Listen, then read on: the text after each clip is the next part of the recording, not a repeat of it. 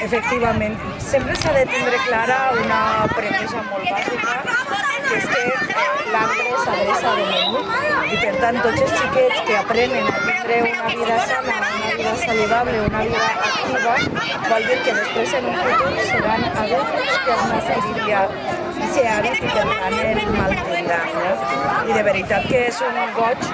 veure com aquesta activitat se replica al llarg de tot el país. Enguany tenim 1.050 centres que estan participant, la qual cosa vol dir que a hores d'ara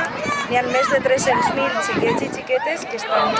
fent activitat física i jo primer que res vull mostrar el meu agraïment en este cas a l'Ajuntament de Llíria per acollir-nos així,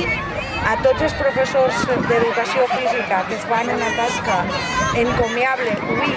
que se veu, però també durant tot l'any per a fomentar aquesta activitat física i aquesta vida saludable, a tots els centres i pares que se volquen en activitats com esta i com no a la Fundació Trinidad Alfonso,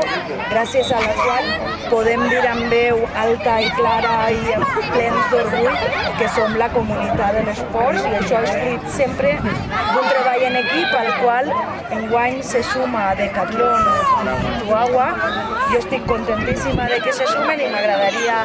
aprofitant que vos tinc així a tots, animar a altres empreses a que també se puguen sumar a fer d'este País Valencià un País Valencià més saludable.